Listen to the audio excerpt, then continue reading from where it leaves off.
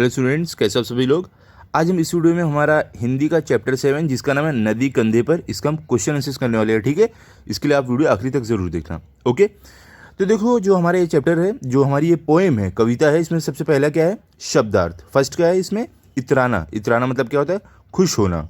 Second क्या, बहाना। बहाना मतलब क्या, नदी को प्रवाहित करना। ठीक है, देखो यहाँ पर थर्ड में आपको क्या, मस्ताना। मस्ताना मतलब क्या, मस्ती करना, आनंदित होना, मतलब खुश होना। फोर्थ क्या, आमंत्रित। आमंत्रित मतलब क्या, जिन्हें बुलाया गया हो, न्योता हो हुआ, मतलब इनवाइट करना, इनविटेशन देना। ठीक है, अब आगे क्या देखो, आपको फिफ्थ में क्या, भद्र। भद्र मतलब क्या, सज्जन। सिक्स क्या आपको, ढले। ढले मतलब बीतने पर।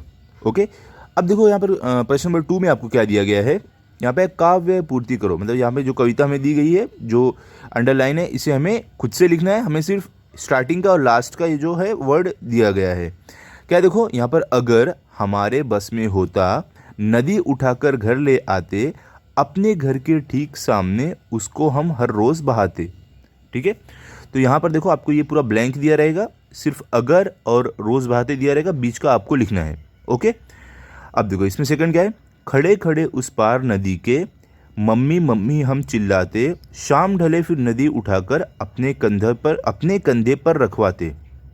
ओके, तो देखो ये भी आपको पूरी पंक्ति करनी है। यहाँ पर खड़े खड़े और रखवाते, ये दो आपको यहाँ पर दो स्टार्टिंग का और एक लास्ट का वर्ड दिया रहेगा, ये पूरा आपको फिल करना है। ओके, चलो अभी प्रश्न नंबर 3 में देखो आपको क्या बोल रहे हैं, निम्नलिखित प्रश्नों के उत्तर एक एक वाक्य में लिखो।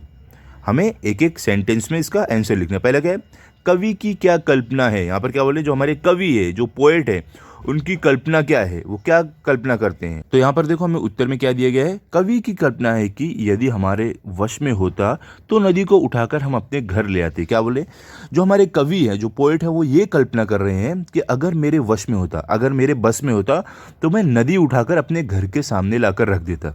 ठीक है, अब देखो सेकंड क्या है, यहाँ पर सेकंड क्वेश्चन आपको क्या है, कवि नदी को कहाँ बहाते। क्या बोले यहाँ पर, कि हमने जो देखा है कविता में, तो वहाँ पर कवि क्या बोल रहे हैं, वो नदी को कहाँ बहाने वाले थे। तो आपका उत्तर क्या है, कवि नदी को अपने घर के सामने बहाते। कवि नदी को लेके आकर कहाँ पर बहाने वाले थे, अपने घर के सामने।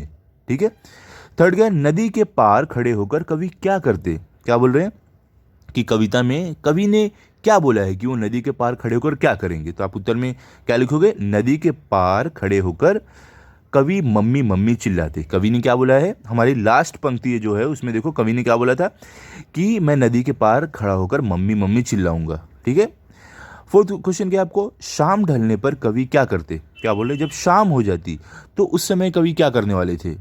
तो उत्तर क्या आपका, शाम ढलने पर कवि नदी को अपने कंधे पर रखवाते। क्या बोले, कि जब शाम हो जाती तो कवि सभी लोगों की मदद से नदी को वापस अपने कंधे पर रखवाते, जहां से उसे उठाकर लाए थे वहीं ले जाकर रखाते। क्या बोल रहे हैं, और उसके बाद कवि क्या करते, अपने कंधे पर नदी को उठाकर उसे वहीं पर रखकर आ जाते जहां से वो लेकर आए थे नदी। ठीक है, अब देखो प्रश्न नंबर 4 में आपको क्या है, यहाँ पर हमें दिया गया समानार्थी शब्द। समानार्थी मतलब क्या, ये मीनिंग्स ही रहता है। तो देखो पहला क्या है, नदी। नदी को हम दूसरे शब्द में क्या बोलते हैं, नदी का एक और नाम क्या है, सरिता। घर, घर को हम क्या बोलते हैं, ग्रह। शाम, शाम का क्या है आपका समानार्थी, संध्या। रोज, रोज का आपका क्या समानार्थी है, प्रतिदिन।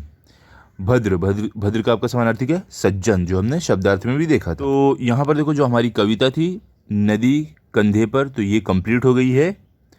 तो आप इसको अच्छे से पढ़ लो और लर्न कर लो, ताकि अगर आपका टेस्ट हो तो आपके फुल मार्क्स आए। ओके, तो अभी अगले वीडियो में मैं आपको दूंगा जन्मदिन, इसके क्वेश्चन आंसर्स भी दूंगा और एक्सप्लेन भी करूंगा।